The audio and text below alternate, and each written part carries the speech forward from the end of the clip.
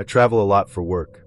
Not in the glamorous way that travel influencers post about on Instagram, but in the spend a week in a mid-sized city living out of a suitcase, attending meetings, and eating takeout in bed kind of way. It's not bad, but it's not exactly the life that makes relationships easy.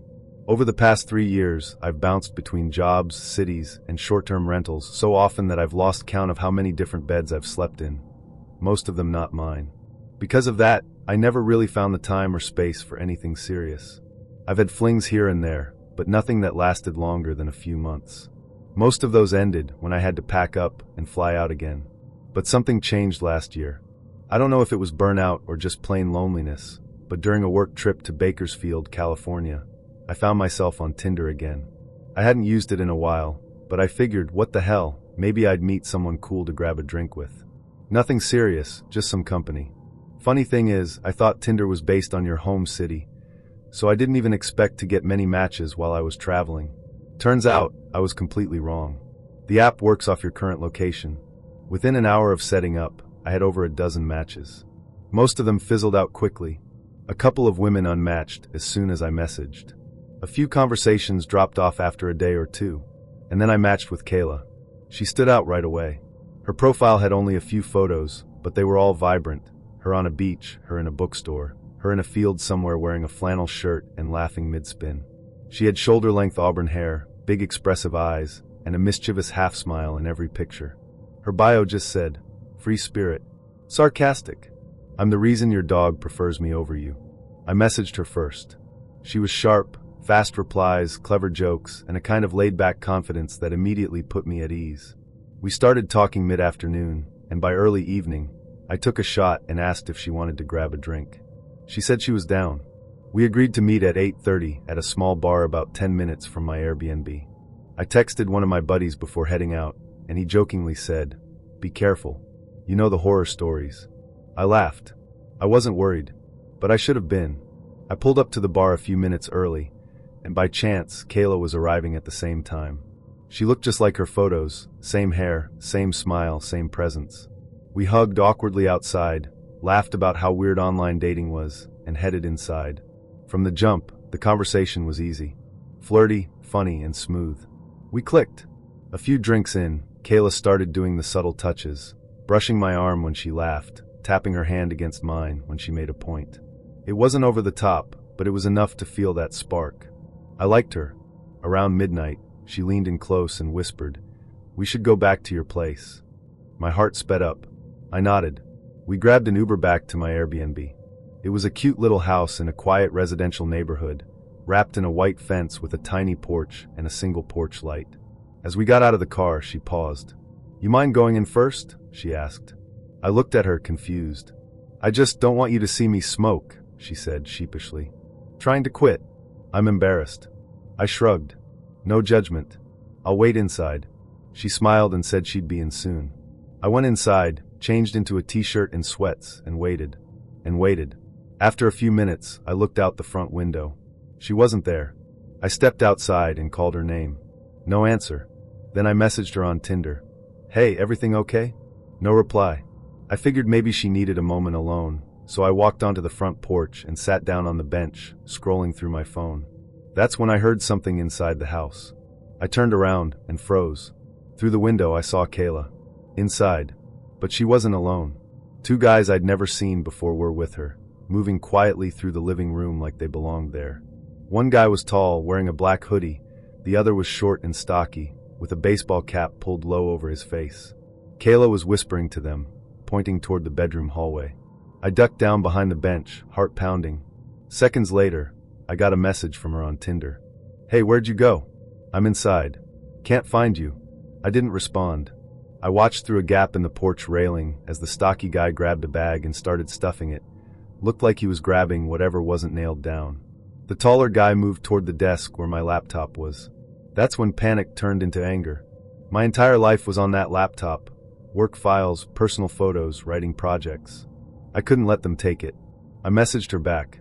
I called the cops. "They'll be here in less than 30 seconds. Total bluff. I hadn't even touched my phone to dial. But it worked. Kayla yelled something I couldn't hear, and the 3 of them bolted, out the front door, right past me crouching in the shadows. They didn't see me. I waited until they were gone, then sprinted inside. The place was a mess, but my laptop was still there. So was my wallet, still full with all my credit cards. I finally called the police. They came fast, but unsurprisingly, the Tinder account was already deleted. No real name, no phone number, nothing useful. The house hadn't been broken into, because I had let her in willingly. Technically, it was just a case of trespassing and attempted theft. They dusted for prints, but I didn't hear anything after that. I contacted the Airbnb host and explained what happened. We walked through the house the next day. The only things missing were a few cheap pieces of home decor and maybe some silverware. Nothing of real value. I left the Airbnb early and finished out the week at a hotel near downtown. I deleted Tinder that night. But what still gets me? Kayla is out there, still pulling this scam on some other out-of-towner, luring people in, walking into their homes, and robbing them blind. And for all I know, she's gotten better at it. What eats at me the most is that I almost didn't catch it. If I'd walked back into that living room a minute later, I might have been the one getting jumped, or worse. Now, whenever I travel for work, I don't use Tinder. I don't meet strangers. Hell, I don't even talk to people unless I know them. At the time, I had just ended a long-term relationship and moved back to my hometown of Flagstaff, Arizona. A buddy of mine, Eames, had bought a house not long before and offered me one of the spare rooms for cheap rent. He had space, and I needed a reset. It worked out perfectly. I was starting a new job, rebuilding my social life, and trying to enjoy being single for the first time in years. Living with Eames was a blast at first. We clicked immediately. The first night I moved in, we cooked dinner, cracked open a bottle of whiskey, and ended up watching old horror movies until sunrise. I woke up with a headache and had to drag myself to my new job, but it was worth it. Now, Eames was one of those guys who was always trying to get me back out there. He and a few other friends were heavy into Tinder, constantly swapping stories about their matches, some hilarious, others downright concerning. They were always pushing me to join, but I wasn't interested. I didn't have social media outside of a dusty Instagram account I hadn't used in years. The idea of meeting someone online didn't appeal to me, especially after hearing how often it went wrong for other people. So I passed. Instead, I focused on my job, caught up with old friends, and settled into my new life. Eames and I would host small get-togethers on the weekends. Nothing wild, just a handful of people, some drinks, background music, and maybe a round or two of beer pong. One of those nights, we had more people than usual. Friends brought friends. Our living room was packed, and the beer pong table had a line. That's when Taryn, one of my old friends I hadn't seen in over a year, showed up. We caught up on the couch, talking about our families, jobs, and everything in between. I was really glad to see her again. In the middle of our conversation, she suddenly tilted her head and said, "So, you took the plunge, huh?" I blinked. "What do you mean?" She smirked. "Tinder. I saw your profile last week. I didn't swipe right because I didn't want it to be weird, but yeah, it was definitely you. Maybe pick better resolution pictures next time." I laughed, then paused. "Wait," I said slowly. "I'm not on Tinder." Taryn's smile faltered. "Seriously?" "Dead serious." She leaned forward, clearly thrown off. "Well, someone's using your name. And your face." We both sat back in silence for a second. Then she called over her friend Delia, who had been playing Pong. "Hey," Taryn said. "Can you check Tinder? Try setting it to local. See if you can find this guy's profile." Delia, ever the team player, gave us a thumbs up. I tried to brush the whole thing off, even joked about it. But inside, this creeping discomfort started to settle in. The thought of someone pretending to be me, out there talking to women, using my photos, it made my stomach turn. About 15 minutes later, Delia returned. "I think I found you, dude." She showed me her phone. And there I was. Well, not me, but my face, my name, my old photos, ones I hadn't seen in years, pulled from my abandoned Instagram, and maybe even an old Facebook that I barely remembered existing. The bio was blank. I asked her to message the profile and ask for a phone number. She did. The person replied almost immediately, but instead of a number, they gave an Instagram handle. I asked Delia to send it to me. I expected it to be some spam account offering fake followers or crypto scams. But when I opened the profile, my heart stopped. It was my name, my face, my photos, my captions. Whoever this was had built an entire Instagram profile around pretending to be me. The bio said something generic: adventure, music, positivity. but the profile picture was unmistakably mine. I hadn't used that photo in years, but it was one of my old favorites. I messaged the account immediately. Stop using my name and photos.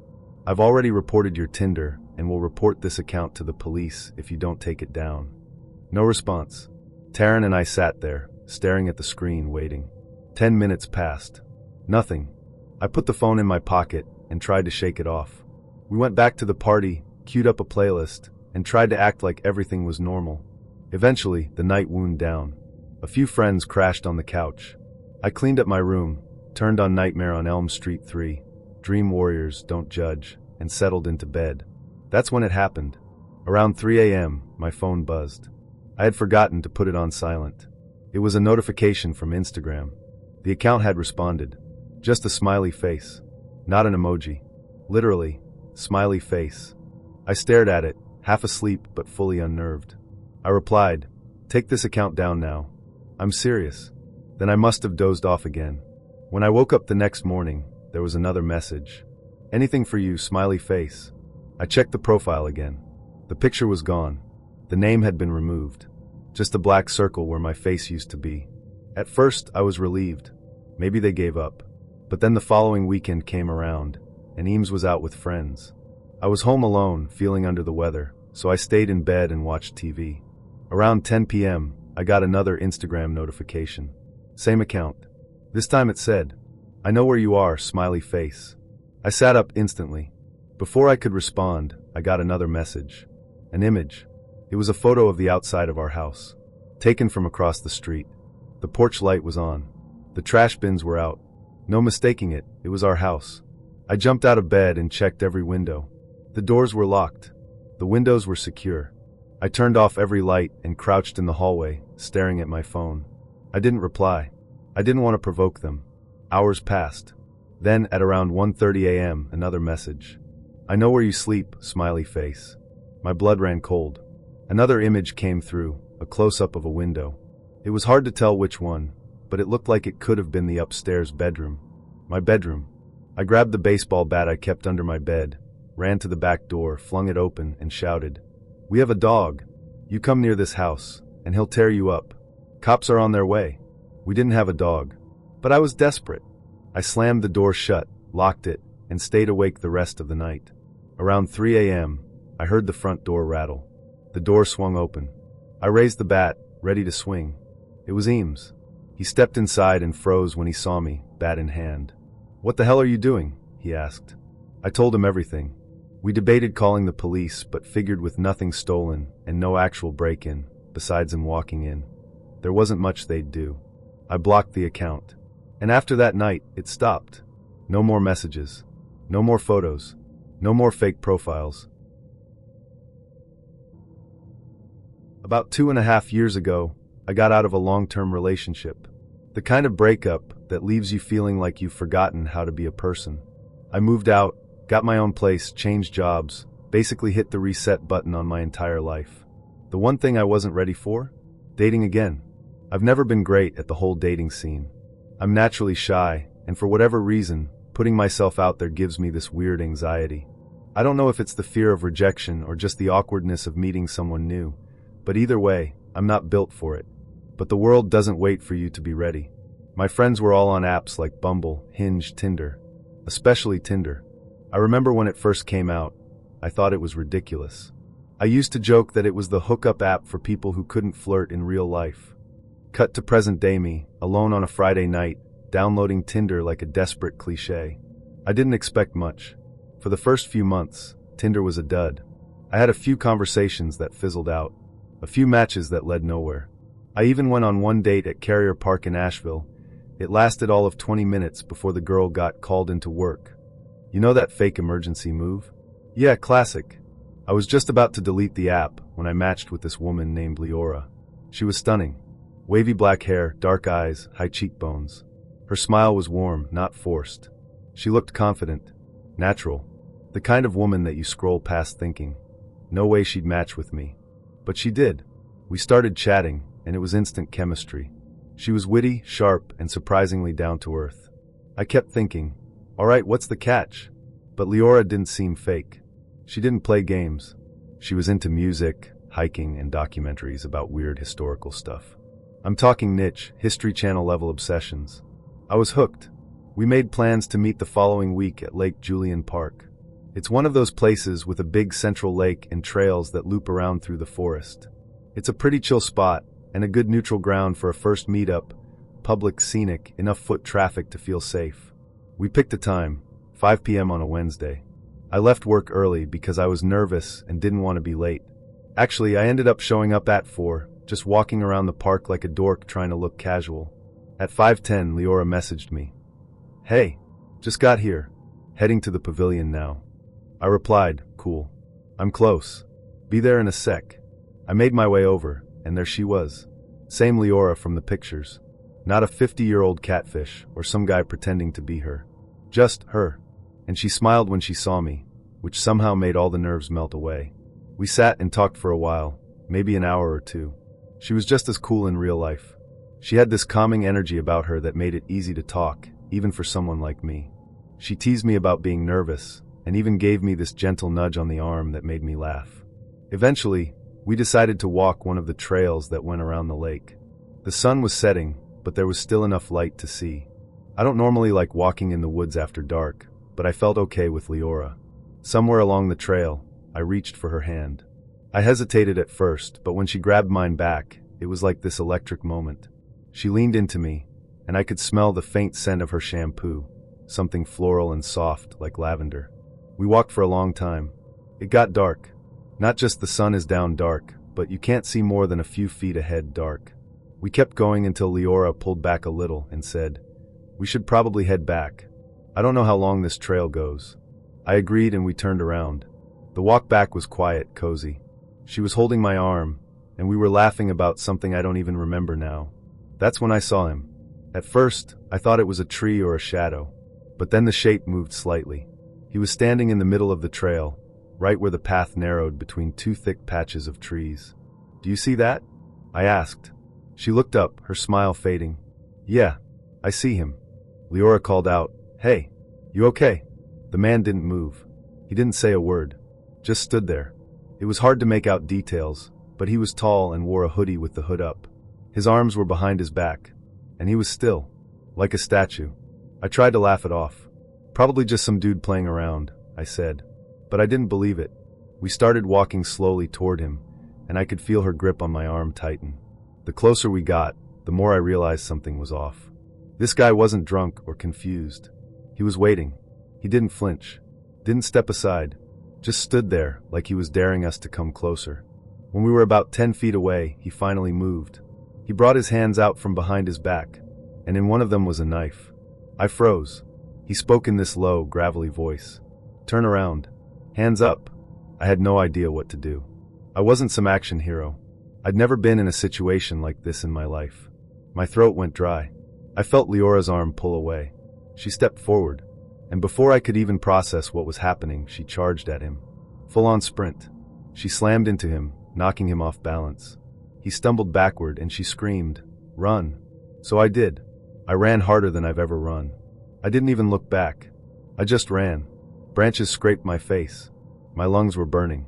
I could hear footsteps behind me, and I didn't know if it was her or him or both.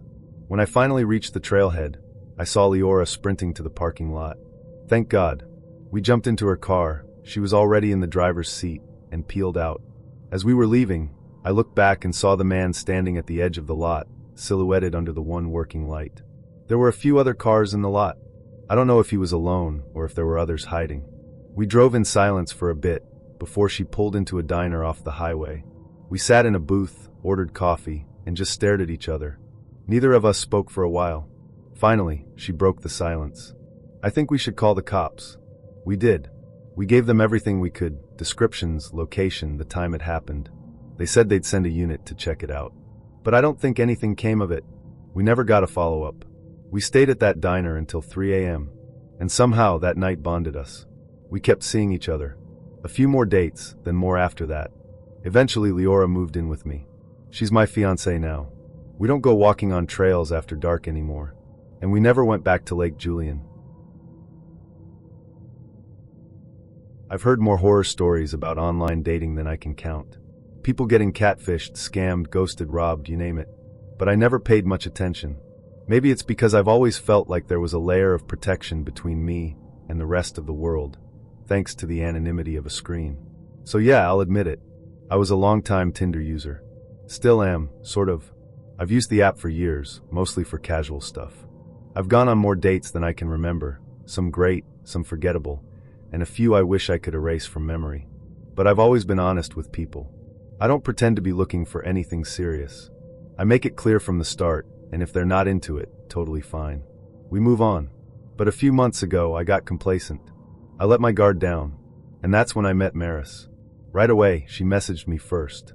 That doesn't happen often, so naturally I was intrigued. And she wasn't shy, not in the slightest. In fact, within the first 10 minutes of chatting, the conversation veered into territory that I was absolutely looking for. She was bold, flirty, confident, and didn't seem to care about playing games. I liked that. She sent a few pictures, nothing too wild, but enough to get my attention. She had long, platinum blonde hair that curled at the ends, and these striking green eyes that practically glowed in every photo. Her smile had this sly, knowing quality to it, like she was always 2 steps ahead. We talked for about an hour before I asked her if she wanted to hang out. That's when things started to get weird. She said she couldn't leave her house because her dog was sick. She said she wanted to stay with him. I respected that. Seemed like she genuinely cared about her dog. Then she added that she lived in a rough part of town and was kind of embarrassed about it. I told her that didn't matter to me. I'd been to sketchy neighborhoods before. Hell, I used to live in one. She seemed flattered that I didn't care, and after a few more messages, she agreed to let me come over. That's when she dropped the next curveball. Apparently, she lived with her aunt. And if I was going to come over, it had to be that night, because the aunt was out late and wouldn't be back until morning. She said she didn't want to deal with any awkwardness. I should have seen the red flags. There were more than a few, but I didn't. I was too focused on the idea of meeting her. I agreed and asked for the address. She told me to wait an hour before leaving, and then she'd send it. That was odd, sure, but I figured she needed time to tidy up or something. I waited and waited. I messaged her twice asking for the address, and for a while, she didn't respond. Finally, almost exactly an hour later, I got a reply with the address and a message telling me to text her when I got there. She said the door was being stupid, and it'd be easier if she came outside to get me. I punched the address into GPS. It was about 20 minutes away in Flint, Michigan. I'd driven through Flint before, but never at night and never to this part of town. The closer I got, the darker the streets became. There were barely any functioning streetlights. Most of the houses looked like they hadn't been lived in for years. Boarded up windows, graffiti, trash piled up on curbs. I slowed down as I approached the block she gave me. I parked on the side of the road and messaged her, "I'm here." No response. I looked around. None of the houses had visible numbers. None of them had lights on. It was like a ghost street. I couldn't even tell which house was hers. Then a message came in. "I see you, smiling face with smiling eyes." My stomach dropped. I scanned the area from inside my car, but I didn't see anyone. Then I spotted movement across the street. A figure in a black hoodie standing in the doorway of one of the houses. They were waving. I messaged back, "Is that you in the black sweatshirt?" No reply. But then a message popped up. "Yeah, it's cold in here. Hopefully I'll be warmer soon, winking face." I turned off my car and stepped out slowly. The figure had disappeared from the doorway. I crossed the street cautiously. As I got closer to the house, 2 guys stepped out from the shadows near the driveway. I didn't even have time to react. One of them swung something, felt like a bat, straight into my ribs. I collapsed immediately. The other one started kicking me. I tried yelling, but the wind had been knocked out of me. And then, adding insult to injury, out came the person from inside the house. Not Maris. Not even close. It was a huge guy, maybe 6 feet 4 inches, 250 pounds, who ran straight toward me, reached into my pocket, and yanked out my wallet. Then all 3 of them took off down the street, disappearing into the dark like they'd done this 100 times before. I was in shock. My body was screaming. I felt like I couldn't breathe. But thank God, I'd left my phone in the car. The doors were locked, and they hadn't taken my keys. I dragged myself to the car, still gasping for air, and somehow managed to dial 911. I barely remember what I said to the dispatcher, but help came eventually. The officer on scene took my statement, but it was pretty clear from the start that they couldn't do much. The Tinder profile? Already deleted. The house? Boarded up and abandoned. And me? I couldn't give them a clear description of any of the guys. It had all happened so fast. I didn't even get a good look at their faces. The only valuable thing they got was my wallet, which had a grand total of $4 in it. My debit card had less than $20. I canceled it within the hour. Joke's on them. The ER visit confirmed what I already knew. 2 broken ribs, some nasty bruises, and a couple of cuts. Could have been worse, though. Much worse. I think about that night all the time. How stupid I was. How many red flags I ignored. How easily I could have been killed. I didn't even learn my lesson. Her breath was still warm on my neck when I felt her shift slightly against me. We were tangled up on my couch, her leg draped over mine, both of us half-dressed, skin still damp, the hum of Mario Party's victory screen playing in the background. Our clothes were scattered across the living room floor, and the only light came from the TV, painting her silhouette in flickers of blue and red. Isla stretched, kissed my collarbone, and said with a smirk, "I haven't had fun like that in a long time." Neither had I. We had only met a few weeks earlier on Tinder, but it felt like something was building fast. Not quite love, but something magnetic. She was wild, spontaneous, and had this way of making me feel like I was the only person in the world who mattered. But I should have known. I should have known that people who burn that bright usually leave you scorched. Let me back up a bit. At the time, I was living in Spokane, Washington, working full-time in retail management. I had no serious relationships, just a cycle of short-term connections that fizzled out. I was busy, emotionally unavailable, and not really looking for anything heavy. Tinder had been my go-to. Swipe, match, meet, move on. I wasn't proud of it, but it worked for the life I had. Then I matched with Isla. Her photos were bold. Not in-your-face sexy, but confident. A few shots of her at a festival, one of her in a sunflower field, another of her holding a guitar. Her expression in every one had this raw openness, like she knew exactly who she was and didn't care what anyone else thought.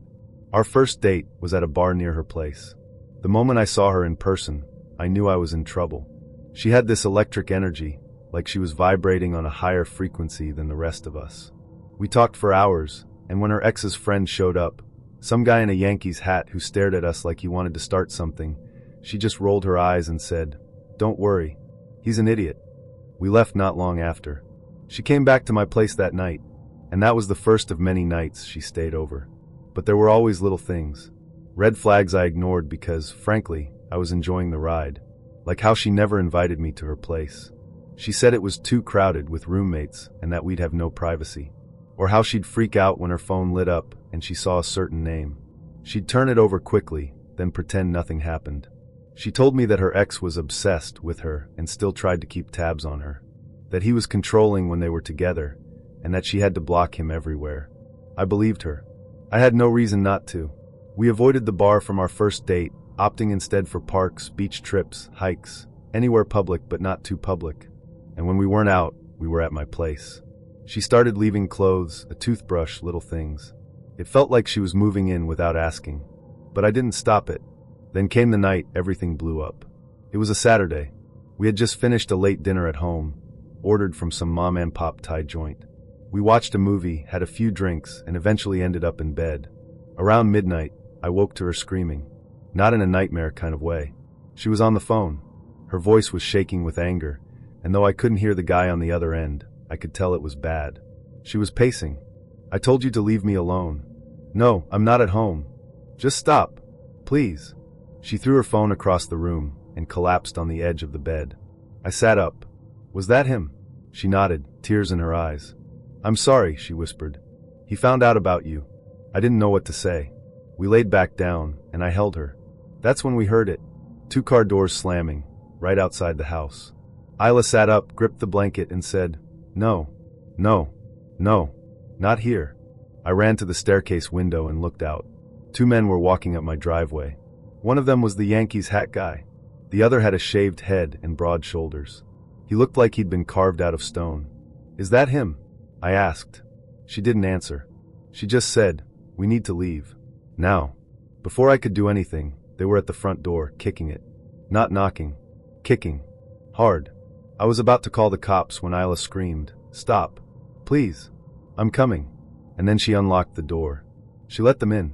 Both men stormed through like they owned the place. The Yankees hat guy started shouting, "Where is he? Where the F*** is he?" I ducked into the hallway closet and held my breath.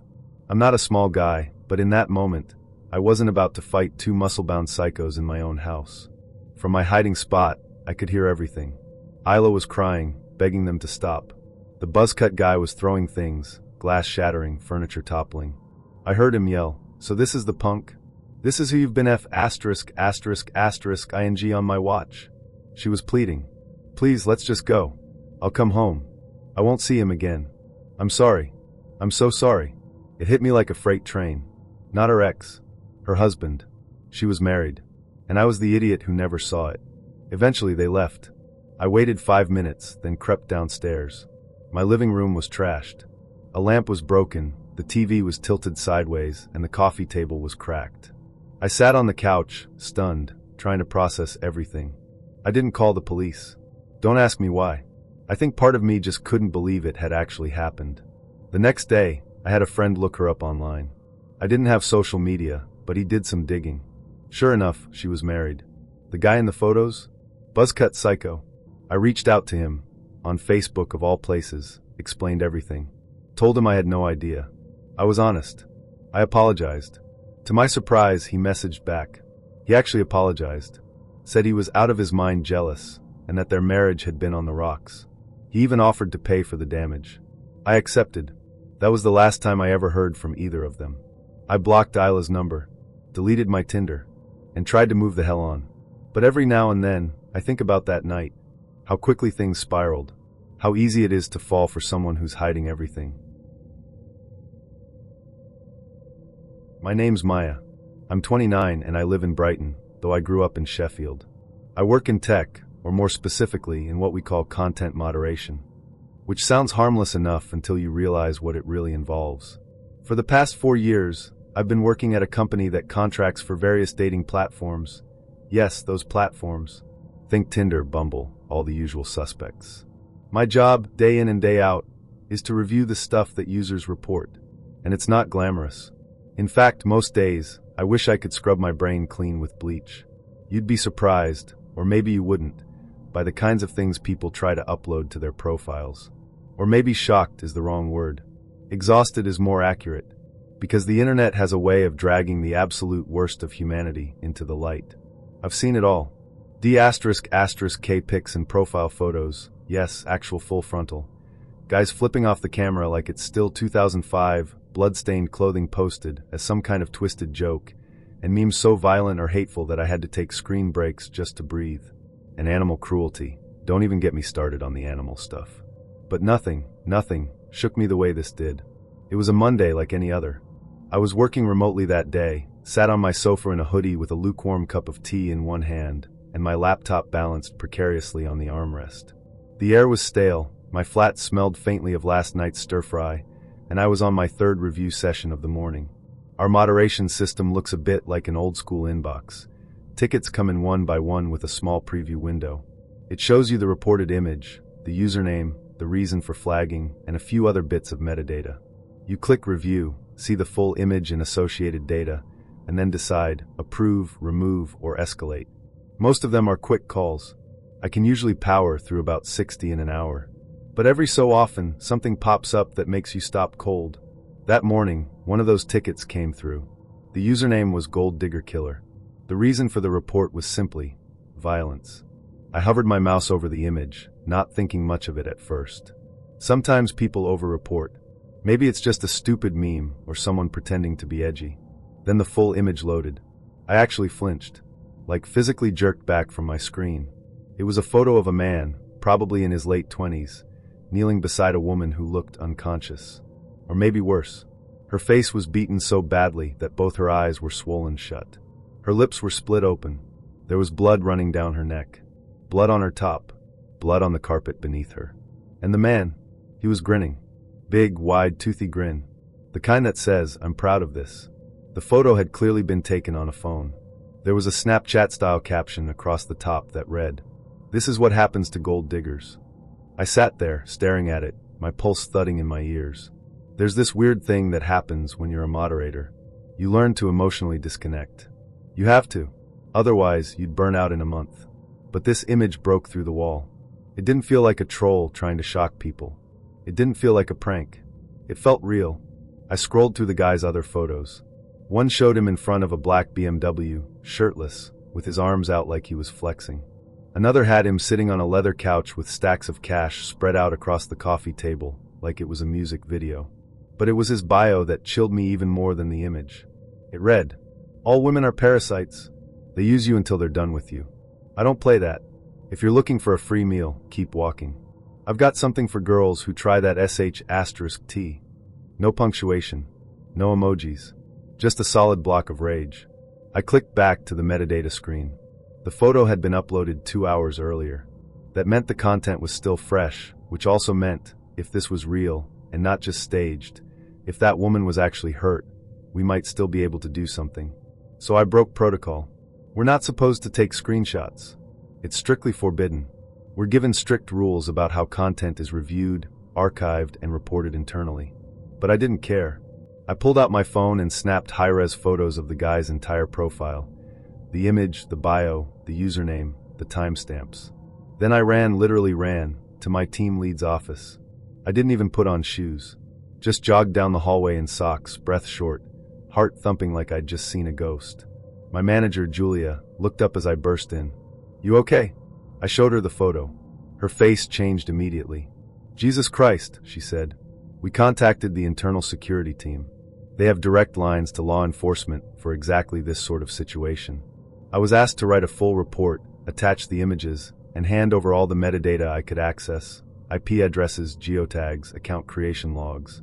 Later that day, we heard back from the police. They were already investigating.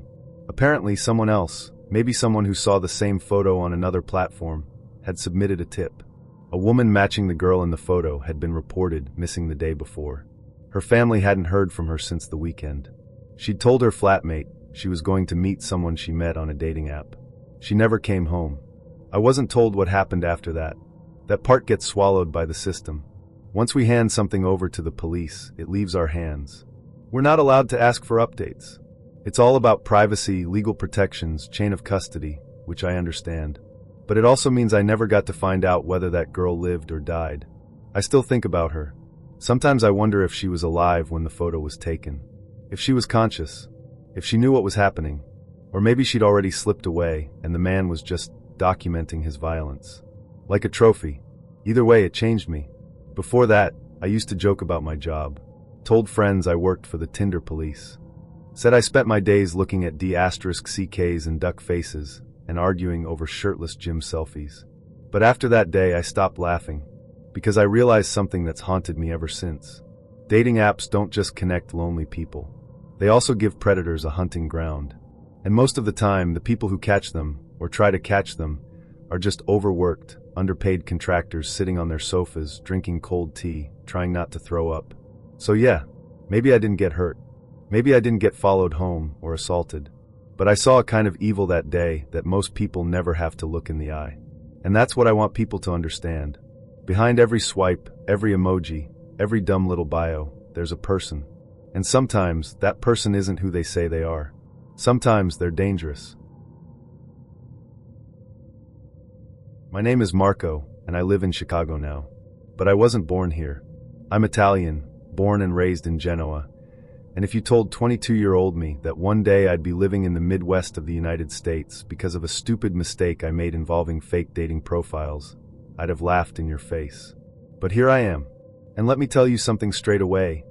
When you're young and desperate, you don't always see the moral line until you've already crossed it. This was back in the early 2000s, when the internet was still a bit like the Wild West. Back before smartphones made everything instant. I was in my early 20s, broke, and living in a rundown flat with peeling paint and an old space heater that only worked when you kicked it. My family loved me, but we were poor. And in Italy at the time, especially in the South, jobs were hard to come by unless you knew someone or paid someone. But I was good with computers. Not brilliant, not a hacker or anything, but good enough. Good enough to fake a resume. Good enough to teach myself, just enough to get by. That's how I landed a job at a third-party agency that worked with one of the big internet companies at the time, Yahoo. Back then, Yahoo still had everything: email, news, games, even a dating service.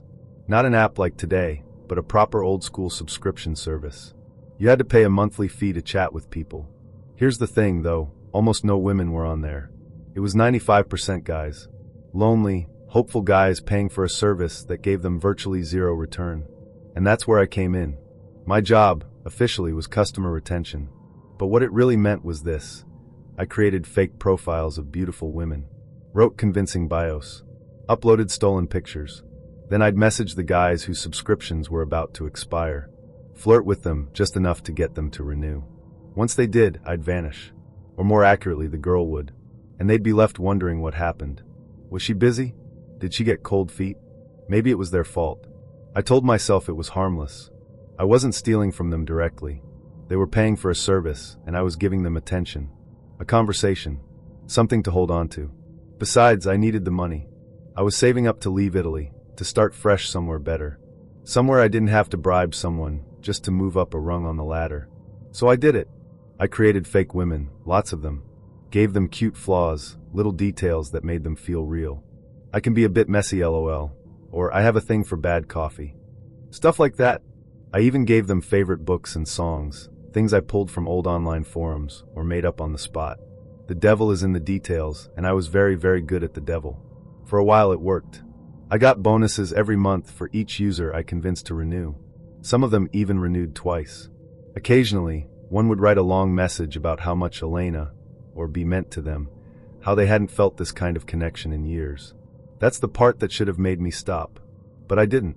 I told myself I'd quit once I had enough for the move. A few more months, that's all. Then I met him.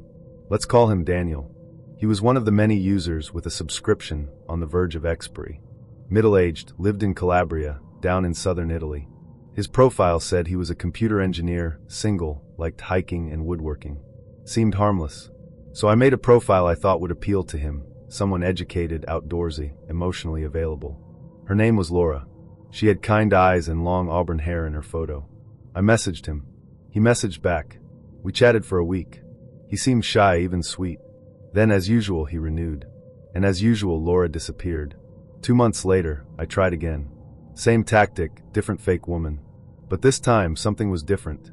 Instead of being hopeful or flirty, Daniel was angry. Not outwardly, not at first. But you could tell. The tone had changed. His messages were still polite, but there was this tension behind them, like he was waiting for the other shoe to drop. He told me about a woman who ghosted him. Said he'd opened up, and she vanished without warning. I just don't want to be made a fool of again, he wrote. I felt a small flicker of guilt. But again, I pushed it down. I just needed one more renewal, I told myself. One more. So I kept the conversation going. Strung him along. He renewed again. And I disappeared. Again. I thought that would be the end of it. But I was wrong. 3 weeks later, I tried to target him a third time. Big mistake. I made another profile, new pictures, a different fake name, slightly altered personality. I sent him a message. The response came almost instantly. Hello, Marco. Yes, I know your name. I remember reading that first line and going still, like all the air had been sucked out of the room. Then came the rest of the message. I know where you work. I know you live in Genoa. I know what time you log into your work terminal. I know the IP addresses of every fake profile you've used to talk to me. I know everything. You've humiliated me not once, not twice, but 3 times. And I'm not letting you get away with it. I felt sick. Like physically sick. My hands started shaking. He went on. You messed with the wrong person. I've spent my career skimming money from online transactions, millions. I work for people who value what I do. And I offered them a favor. Just one. If they'd help me take care of you. And they agreed. Then the final line. They're on their way to Genoa now. I don't remember much after that. Just this rising panic. My vision narrowing. My legs going cold. I don't know if he was bluffing, if it was just some elaborate revenge fantasy, or if he really had the connections he claimed. But I wasn't about to wait and find out. Within 48 hours, I was gone. I drained my savings, packed one suitcase, and got the next train to Milan. From there, I caught a flight to Montreal, the cheapest international ticket I could find, and used a contact I'd met on a tech forum to get a short-term place to stay. I told Canadian immigration I was in danger. that I was being targeted by men associated with organized crime in southern Italy, that I feared for my life. It wasn't a lie. I found a lawyer, told him everything, or almost everything. We applied for refugee status. I had to provide proof, messages, screenshots, my employment contract with the moderation firm. I showed the threats, the metadata, the pattern of behavior, and somehow it worked. A year later, I was granted asylum in the United States. I moved to Chicago, got a job at a local repair shop, then slowly worked my way back into the tech world, this time doing honest work. It's been almost 7 years now. I still look over my shoulder, still check my locks twice. I haven't touched dating apps since. Can't bring myself to. The irony's not lost on me. I hurt people. I lied. I deceived men who were just looking for someone to talk to. And even if some of them were a bit pathetic or naive, they didn't deserve what I did to them. And I didn't deserve to live, not really, not after what I almost helped create. But I got lucky. I got away.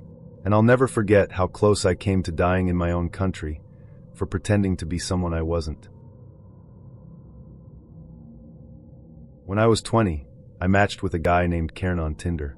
He had a quiet smile in his pictures, not cocky, not too polished. Just a guy leaning against a bike rack in a faded denim jacket, holding a coffee. His bio said he was a copywriter at a marketing firm, liked hiking and watching horror movies alone at 2 a.m., and his favorite word was ephemeral. I remember that because it seemed poetic and harmless at the time. I had no idea what I was stepping into. Karen messaged me first. He was confident, a little sarcastic, but not pushy. He asked interesting questions, didn't throw out sleazy compliments, and didn't pressure me to meet up. That made him feel safe. I didn't know how important that word would become. The first red flag was subtle. I told him I wasn't looking for anything serious, just chatting while I sorted through some personal stuff.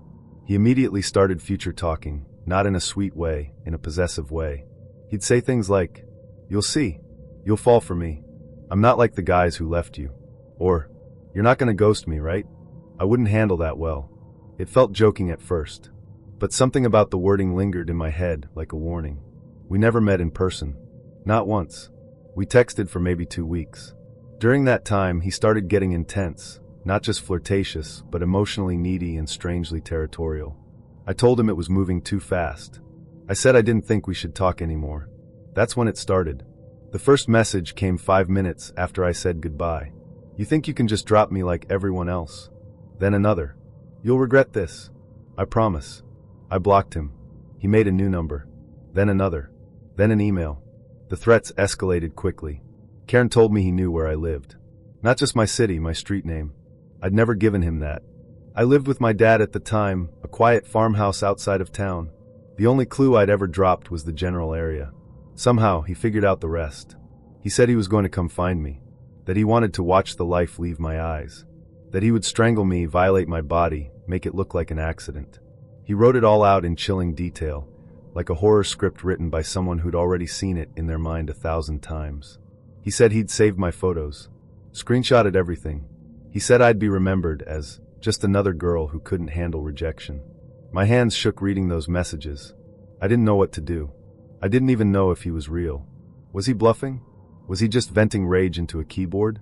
I couldn't afford to assume. I called the police. They came to the house and sat at our kitchen table, looking over the screenshots. One of the officers, a younger guy with tired eyes, said, "This qualifies as a terroristic threat." But then he added, "That said, unless he actually shows up, there's not much we can do." I asked if they'd follow up. He said they'd try. Karen had his job listed on his social media, a mid-sized marketing firm in the city, which made it easy to trace. I found out later that the police went to his workplace. Karen refused to come out. They didn't pursue it further. That's when I stopped waiting on the system and started handling it myself. I found his Facebook. Of course he hadn't locked it down. I found his mom, 2 cousins, and what looked like a sister. I sent every single one of them the screenshots. The threats. The explicit ones. The name-calling. The promises of violence. Everything. I didn't expect them to respond. But 2 days later, I got a message from his mother. It was short, but it said everything. "I am so sorry. We had no idea. We're driving to confront him tonight. Please don't warn him. Please." I didn't. I don't know what that confrontation looked like, but the silence that followed was golden. No messages. No emails. No new numbers. For about 6 months. Then one day, I was scrolling through my phone when a memory hit me like a slap. I don't even know why. A photo from that time. A new Tinder match that reminded me of him. Either way, I decided it was time to do something louder. I took to Facebook. I posted a public message with screenshots, redacted for personal info, and tagged his workplace's public page. I included his name, job title, and a summary of what he'd said to me. This man sent me explicit threats after a brief online conversation. He threatened to find and kill me, sent graphic sexual content, and stalked me across multiple platforms. I want others to be aware of who he really is. It blew up. Over 3,000 shares in 2 days. I got messages from other women, some who recognized him, some who had also spoken to him, some who worked at the same company and thanked me for coming forward. Karen's company didn't reply directly to me, but I got an anonymous message from someone who claimed to work in HR. They said he'd been pulled into a meeting with their legal team. The CEO, a woman, bless her, was reportedly furious. He was walked out of the building the same day, security on either side. Fired. No severance. No recommendation. It had been his first job out of college. For years of experience, all gone. A week later, his grandmother messaged me. I almost laughed. "What you're doing is illegal," she said. "You're ruining his life." I didn't reply. I didn't need to. Because the truth is, he ruined his own life the second he decided I was a target. He chose to say those things. To escalate. To play predator with someone who refused to play prey. And if I hadn't spoken up, he would have kept going. Sometimes I still wonder where he is now. I haven't heard from him since. Not directly, anyway. Maybe he's changed. Maybe he hasn't. Maybe he's found another name, another platform, another girl to manipulate. But I also know that people remember things like that. That his reputation followed him. That his former co-workers saw it. That his own family saw it. And that gives me some peace. Because for a while I felt powerless. Afraid. I stopped dating. Stopped trusting anyone with a charming profile and a clever bio. But over time, I turned that fear into fire. I shared my story. I warned others. And when I did, the shadows started to shrink. So Karen, if you're reading this by some miracle of digital fate, know this. You no longer scare me. You no longer own 1 second of my silence. And if you ever try to step out of the dark again, there are thousands of eyes watching now. Let's never meet again. I'm a second-year university student, and I'm about to tell you how a Nando's date turned into a nightmare for me. So a little backstory. I matched with this girl on Hinge. Her name was Sophomore Convo Flowed, and she was responsive and in a positive way. No awkward pauses, just flowing into the early hours some nights. I picked up the courage and asked her for dinner. She agreed, and we settled on Nando's because, well, I'm a student and my budget doesn't exactly scream fancy wine bar. Plus, who doesn't love chicken? It felt like a safe choice. Oh, how wrong I was. The night started off well. I showed up on time, rare for me, and Sophie arrived looking amazing, like way out of my league amazing. I was already sweating bullets, just trying to act casual. We ordered our food, and the conversation was flowing. We were talking about uni, crappy landlords, funny TikToks. We even bonded over the mutual hell of group projects. But then, just as I was settling into this false sense of security, it happened. We were halfway through our peri-peri chicken when I saw her glance over my shoulder, and her whole face changed. Like 1 second she was laughing at my terrible joke about flatmates, and the next, she looked like she'd just seen a ghost. Before I could even ask what was wrong, I heard someone behind me shout, "So this is what you're doing, Sophie?" I froze. I turned around, and there he was, this guy who looked like a human embodiment of rage. He was tall, broad, and wearing a hoodie with the sleeves pushed up like he was trying to intimidate someone. Spoiler, it worked. Hi, I said because apparently my brain thought that was the appropriate response. Sophie, meanwhile, was already burying her face in her hands. "Who the hell is this guy?" the dude demanded, pointing at me like I'd personally wronged him.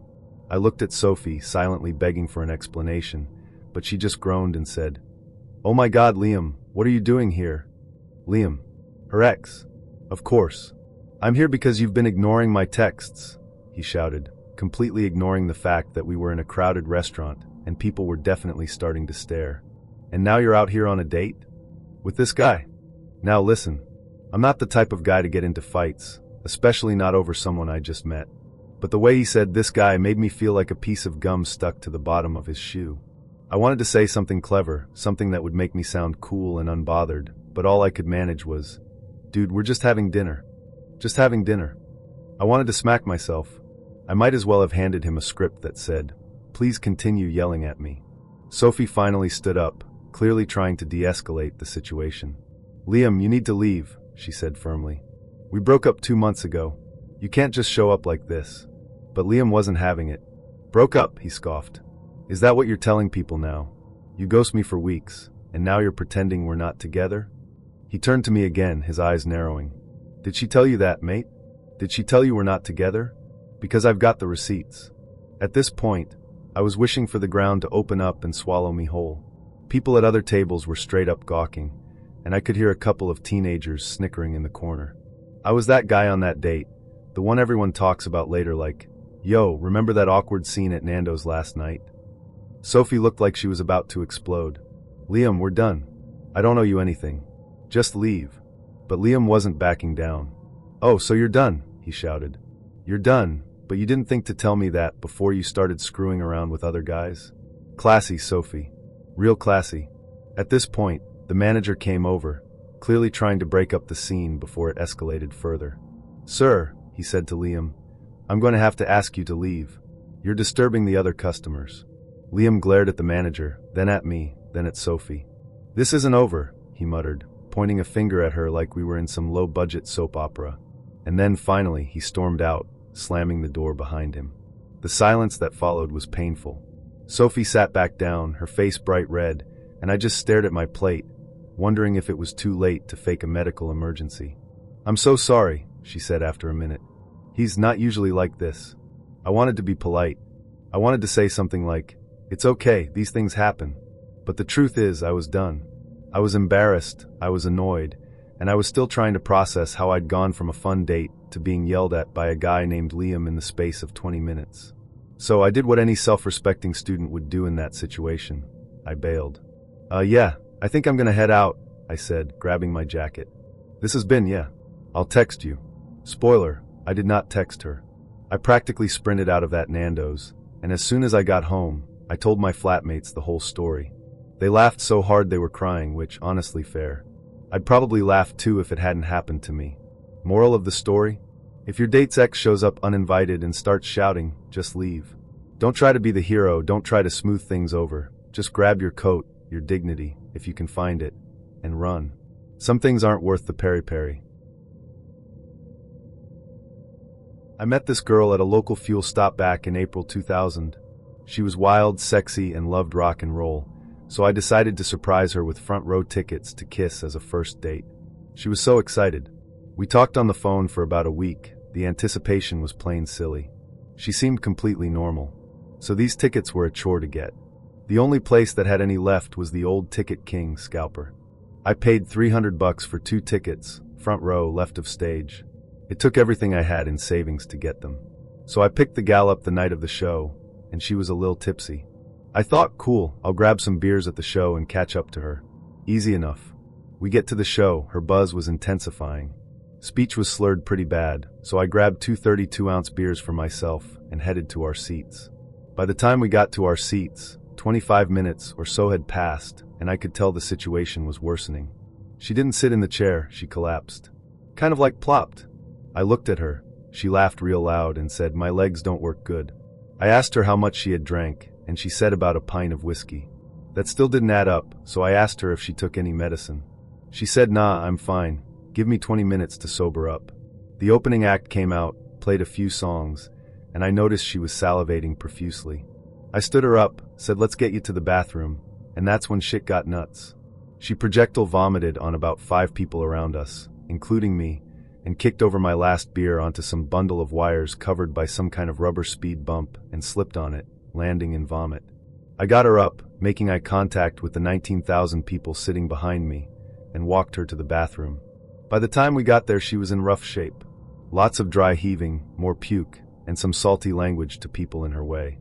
She bounded into the bathroom, and I went to wash myself up. Well, about 15 minutes went by, and a lady came rushing out of the bathroom and screamed, "Who's with this sick girl? She's choking." I rushed into the women's room, and here was OL Gal, white as a ghost and puking up the remaining contents of her stomach, laying on her side convulsing. I ran out and got a nearby security guard to call help. They loaded her on a gurney, and we went backstage to a med bay.